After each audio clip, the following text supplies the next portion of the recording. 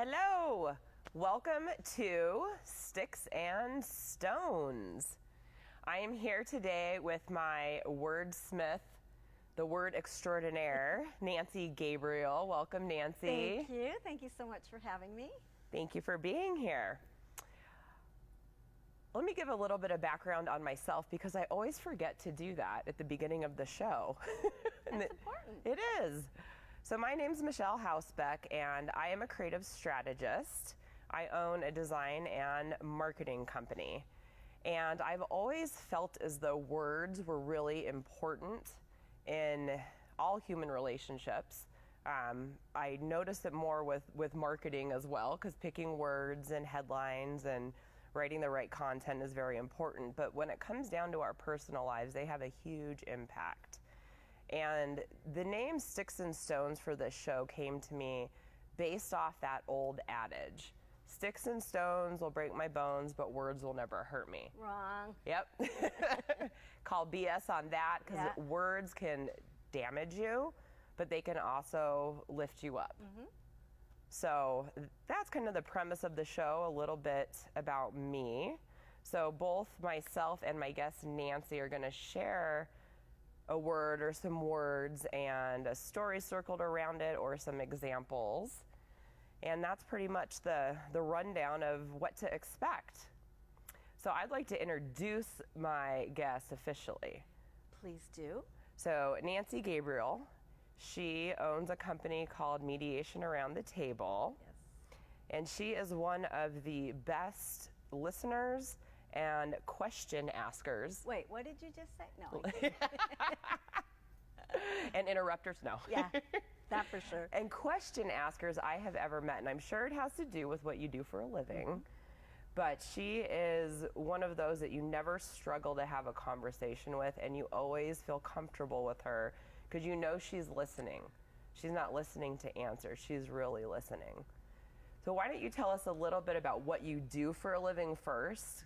Okay. I think that'll help people understand why you are so good with words. Well, what a nice introduction. Thank you. You're welcome. So mediation is where a neutral third party sits and helps people in conflict come to their own resolution. I am not a lawyer, I'm not a therapist, I'm not a CPA, and I'm not a judge, nor am I judgmental. So it's helpful to me to listen to what people are saying, but also to listen to what they're not saying. Most of my practice is based on divorce and family, although I've done business disputes and elder disputes and two sisters who couldn't agree on what to do with their aging mom. You name it. If it's a conflict and if people can be in the same room with each other, I can help. That was interesting what you said too, what they're not saying. So you need to read between the lines. Yeah, with that's the where the words that aren't being spoken. That's where the questions come in. And one of my favorite mediator tricks is to say, "Tell me more." That's like the why question. Yeah. Okay. I like that. Yeah. Thank you. So I'm going to chat a little bit about my word first. Okay. And then we'll go ahead and ask you what your word is.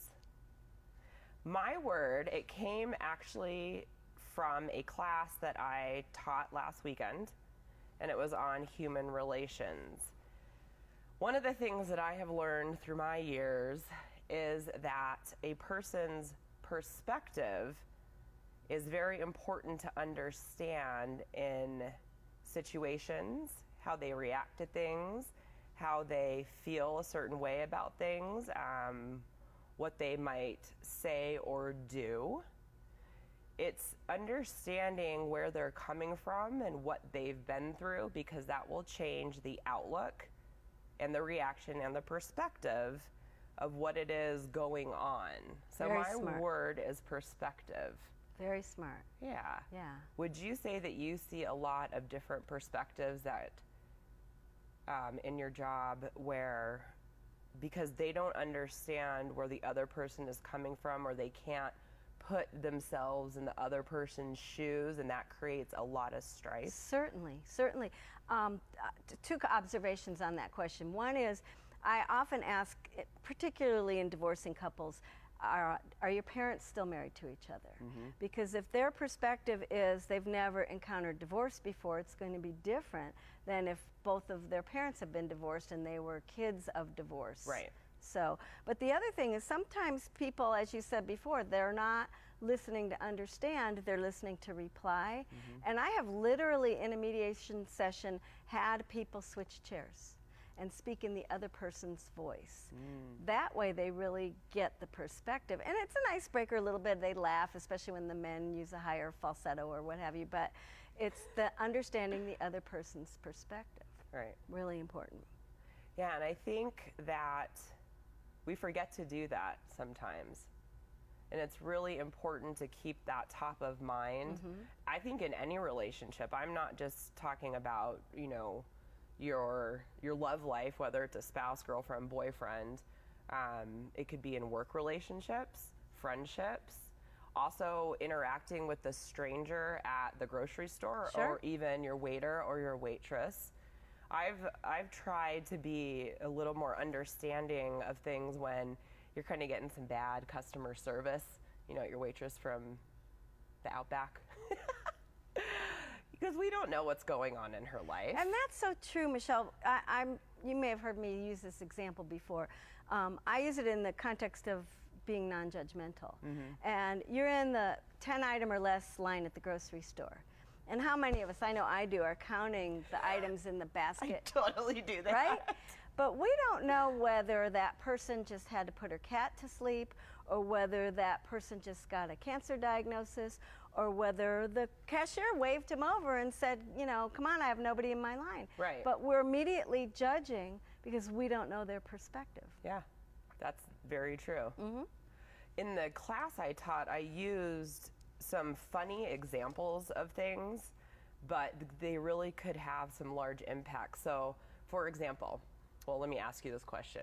Do you put the toilet paper roll on so the paper goes over, or so it sits under? Come on, there's only one correct way to do that. And what is your perspective? Over. My perspective is the correct one. Over, Michelle. And why is it over? Why is that the right way? Because it's the only right way. I'm not really sure. Probably, I'm going to guess, because that's the way it was always done when you, know what? grew up. I have a theory, this is going to date me, but there was a time when toilet paper used to have designs on it, like flowers, and the underside, so maybe it was 2-ply, and the underside was plain. So if you put it under, you wouldn't see the flowers. Okay. Maybe that's why. That could be why. And that could be why your folks did it that way. Could be. So what if I think the right way is under? Because that's the way I grew up with it. Then that's your right way. I was teasing. I know. By the way. I know. But what happens with those little situations sometimes, it seems so nominal. Like, who cares? You know, the toilet paper has a reason for why it's there. Right. Who cares if it sits over or under? What if a kid got yelled at when he was young, called stupid, got hit?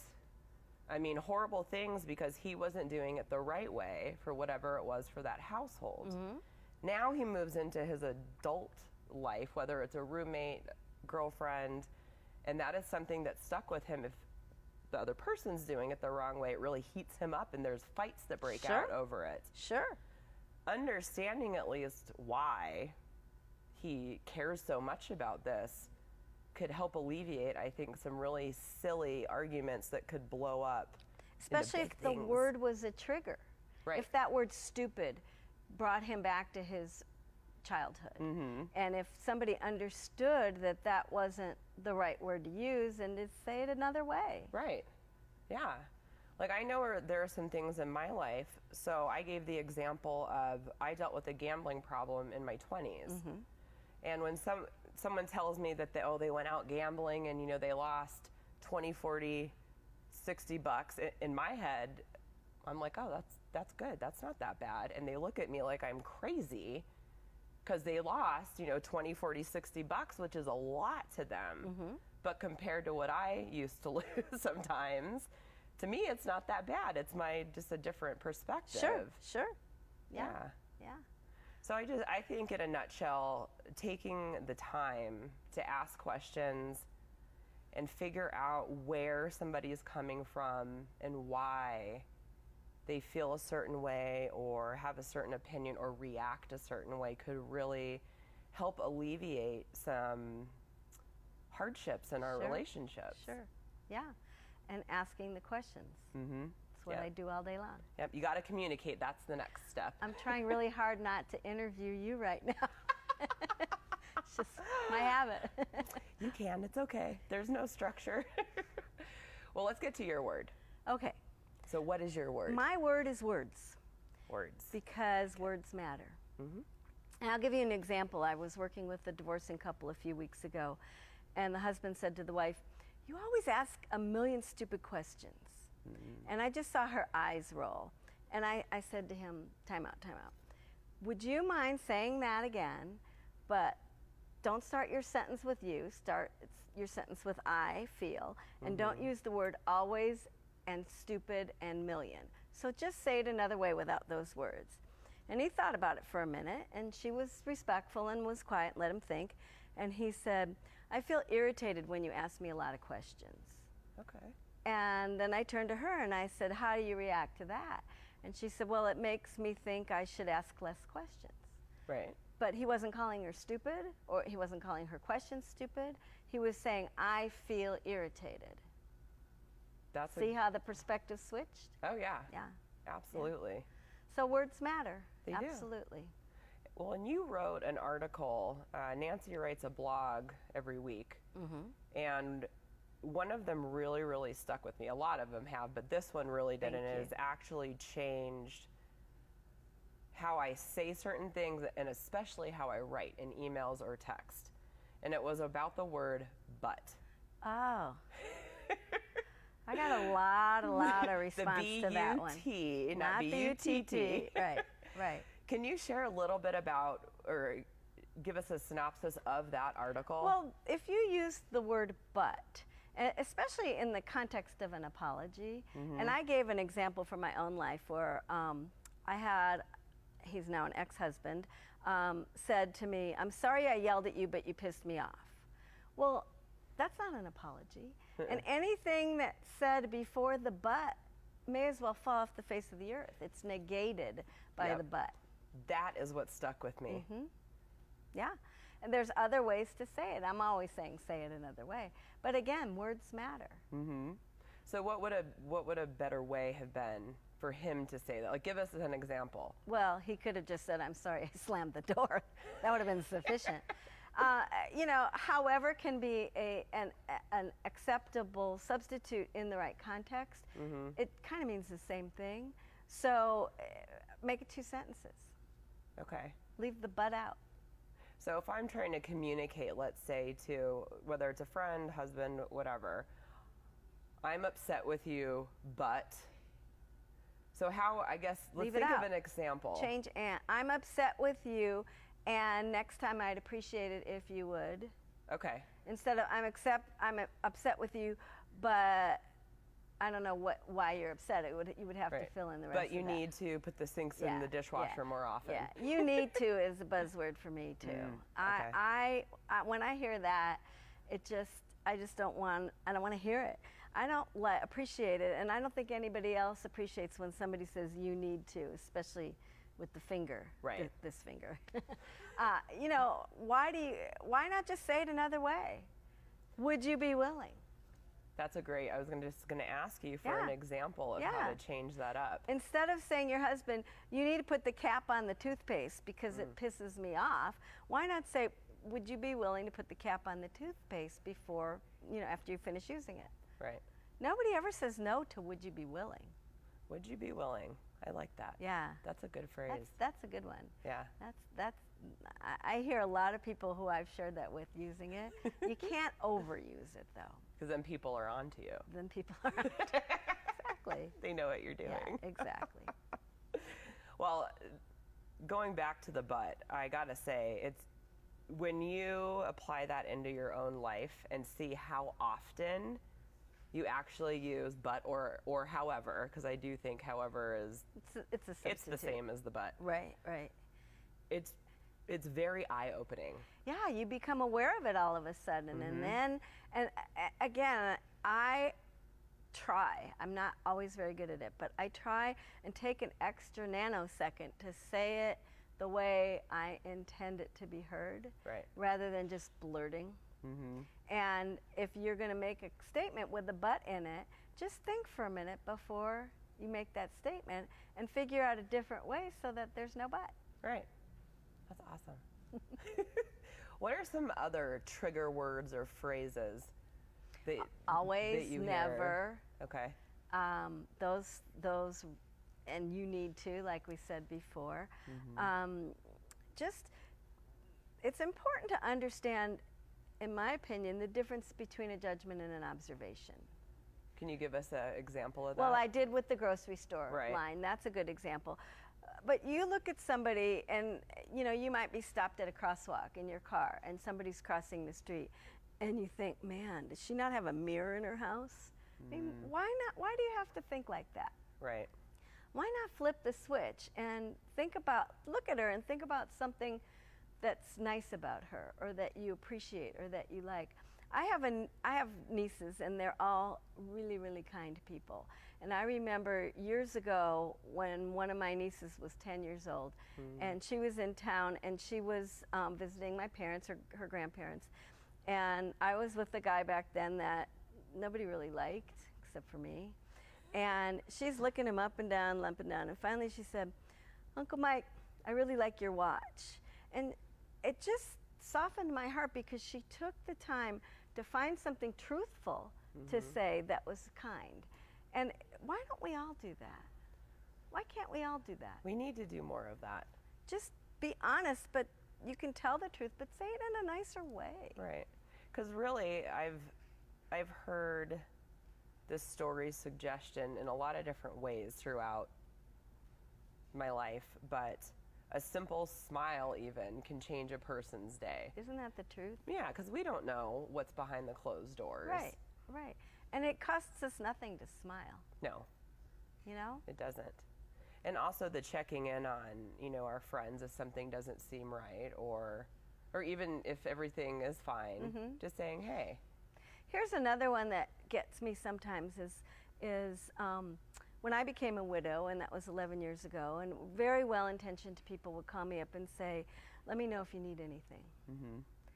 And I didn't, because it's hard for me to ask. Right. And what I learned from that experience is to just make an offer. I'm bringing you soup, I would say, or I know people that would say, "I'm going to come over and clean your house." I probably wouldn't say that personally, but it's probably a good thing. But instead of saying, "Tell me what you need," make a specific offer. And again, it all boils down to words. It's the same intention. I want to help you. I want to show I care. But if you took an extra moment to think about something specific and offer it, especially when somebody's in time of need, Yeah. it And makes a difference. that's true, because when you're in time of need, I've been through, you know, a death too. You don't know what you need sometimes. And being prideful to it is hard to ask for I was just going to use help. that word. But it is hard to ask, but sometimes you don't know what you Right. need. So Right. that's great advice. If you have somebody that is going through a rough time, maybe offer whatever you're good at. Like, I know that you're an excellent cook, so you offering to bring soup over, food over, that's wonderful. And that's my way of showing I care. Right. Everyone has a different way of showing they care. So that makes a difference. But my suggestion is to be specific. I like that. Specific is terrific. Ooh, very good. The networking group I belong to uses that tagline. Ah, I cannot okay. take credit for that. I was just going to say, now who's the wordsmith? Right. I'm borrowing that. That's okay. That's okay. So one thing, too, I wanted to chat about with you is Nancy volunteers with Adam's Place as well. That's... Thanks to you. Yes. Well, you're a huge asset there. Thank you. So Adam's Place is a center that helps children and families learn how to cope in healthy ways experiencing a loss. And Nancy actually sits in with the adults while the children are going through their program. So we do 2 8-week sessions of Camp Cope every year, and Nancy helps out with the adults during the time that the kids are going through their session. And we have a fundraiser coming up this Wednesday. Vintage and Vines. It's at Red Rock Country Club. It's from 5:30 to 8:30, and tickets are still on sale. It's 2 tickets for $100, and you can buy them at the door. Nancy's lovely face right here will be checking you in. Yes. Yeah. Yeah. I'm very much looking forward to it. I've not been to the event before, but there's a live band, there's food and wine and a silent auction and a raffle. And I'm told it's a lot of fun. I can't wait. It is. Yeah. It's my 3rd year. Third I'm year. excited. Very good. How have you found words to be important with your work with the adults at Adams Place? You know, it's so interesting because they're experiencing unimaginable tragedy. Right. Unimaginable tragedy. And sometimes they just can't talk about it, and that's okay. And sometimes they just sit and cry, and then they apologize for crying. And I have to tell them that this is some messed up thing in our culture. It's okay to cry. Yes, it's okay. And then sometimes it's, if I ask the right question, a floodgate will open. And we had an experience, not this session, but last session, where a parent lost an 18-year-old. And the father was at every session, but he was quiet. He would introduce himself, and then he would never engage in any other kind of conversation or question answering, and it was fine. It wasn't an issue. But on the second to last, or the 7th session, I asked him a question, and the floodgate opened. And I don't know whether it was the question I asked or whether he was simply ready, but it was joyful, even in his pain.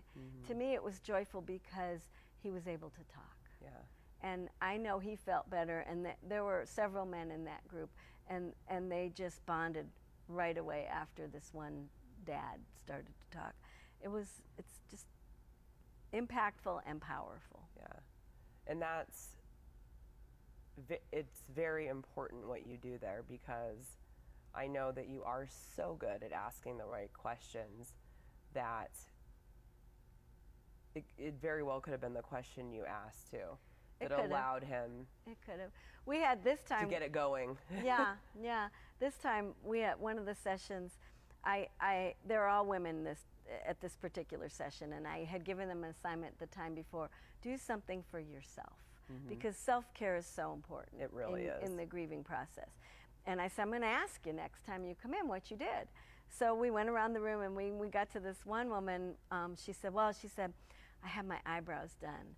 And I completely lost control of the whole room after that. Oh, they look great. Where'd you go? What's her name? What's her number? So, but that was important too. I just sat back and let it happen, because they had this, sort of a moment of normalcy. I was just going to say that, yeah.